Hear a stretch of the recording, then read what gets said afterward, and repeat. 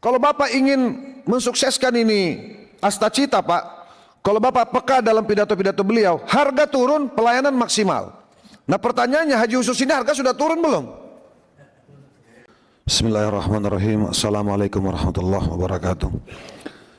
Pimpinan, rekan-rekan Panja Komisi 8 yang saya muliakan. Ini kalau pinjam kata-katanya Pak Abidin ini, kita harus pelan-pelan. Saya suka betul itu, Pak. Kalau pimpinan Pak Abidin sudah ngomong, kita pelan-pelan ya. Nah gitu. Yang pertama, bahwa tujuan rapat kita hari ini saya kira judulnya rapat dengar pendapat. Jadi bukan untuk berdebat. Kami tadi sudah secara cermat memperhatikan, mendengar, menyimak apa yang Bapak-bapak sampaikan ya, atas tugas dan kewenangan Bapak-bapak dalam penyelenggaraan ibadah haji khusus. Saya bukan untuk mengkanter apa yang disampaikan, tapi sebagai catatan saja pimpinan untuk kita semua, mudah-mudahan juga bisa menjadi masukan gitu. Tadi begitu bersemangat Ketua Sathu menyampaikan pendapatnya, Pak. Bagaimana mensukseskan Astacita gitu. Tentu kami senang Bapak menyampaikan hal itu, karena kami juga bagian daripada koalisi pemerintah gitu. Tetapi percayalah Pak Ketua bahwa di ruangan ini, Komisi 8 ini ya, termasuk PDI Perjuangan, Pak, saya yakin pengen Astacita ini sukses, Pak. Ya. Jadi bukan hanya Bapak yang mau Pak Prabowo ini sukses dengan Astacita, kita semua pengen sukses itu.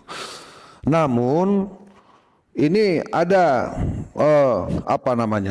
statement Pak Ketua Satu yang saya kira ini justru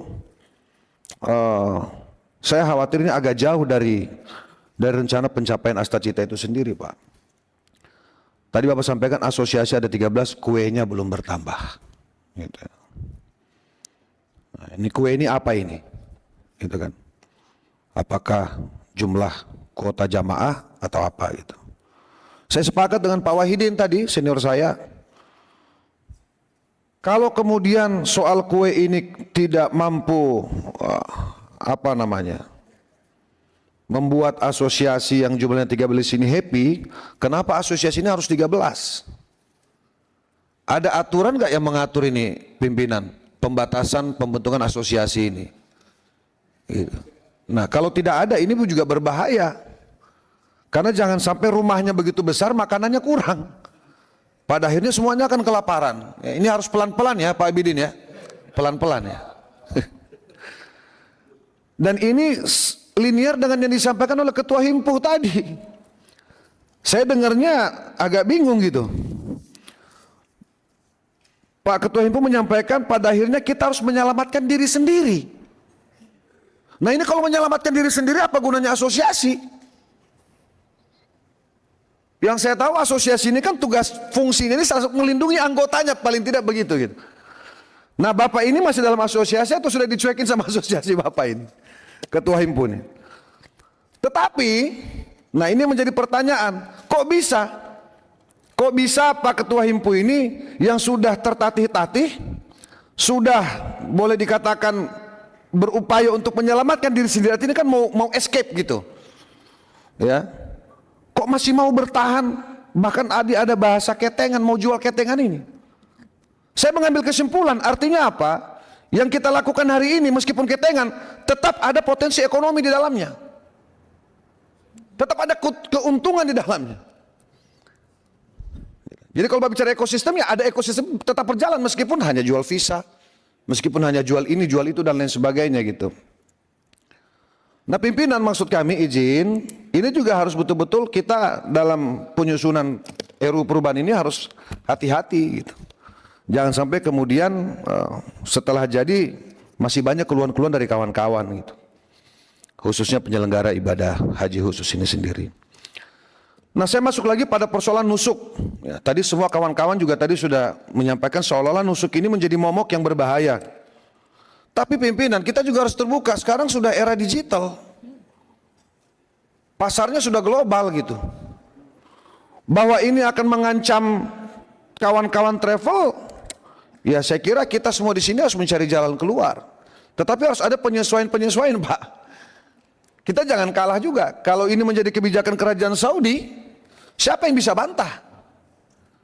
Meskipun ini presiden, apa istilah G2G, presiden to presiden, apalagi itu B2B dan lain sebagainya judulnya itu. Siapa yang bisa bantah? Kalau kemudian kita punya kemauan untuk dengan secara mudah masuk pada tataran kebijakan kerajaan Saudi, mestinya kuota kita juga dari jauh-jauh hari sudah bertambah. Tapi tentu kita yakin presiden kita sedang berupaya secara maksimal agar supaya kuota kita ini bisa baik, dan khususnya kuota haji khusus ini bisa bertambah, tidak hanya 8%, saya kira begitu.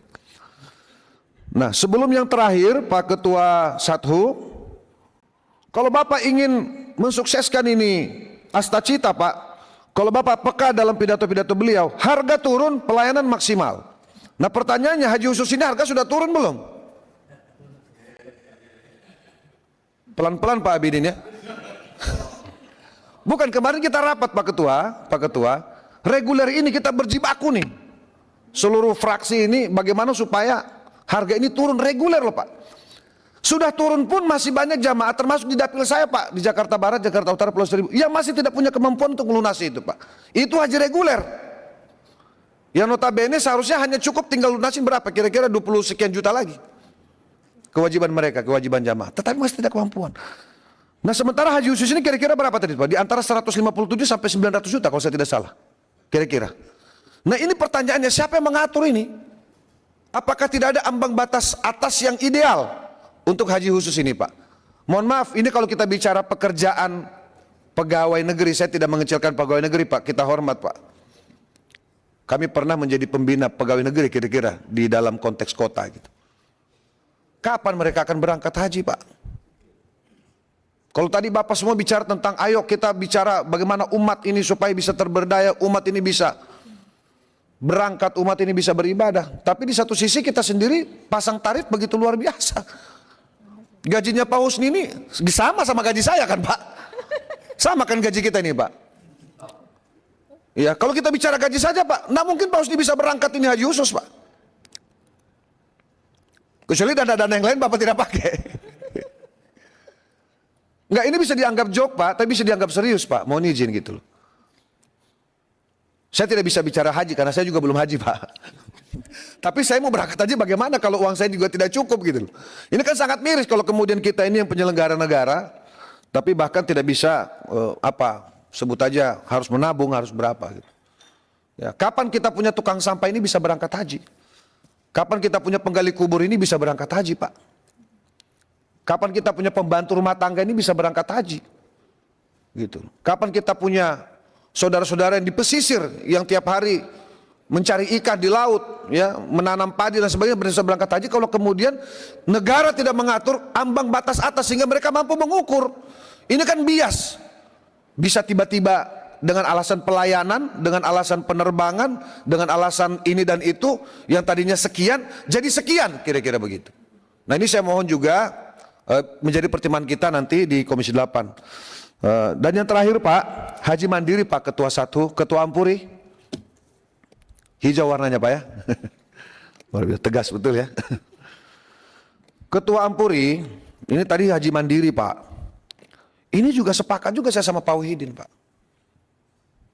Dan saya pernah sampaikan di rapat kerja sebelumnya, kawan saya pernah melakukan itu, pasti nggak tahu itu apa sah apa tidaknya, saya juga tidak paham. Tapi menurut dia sah.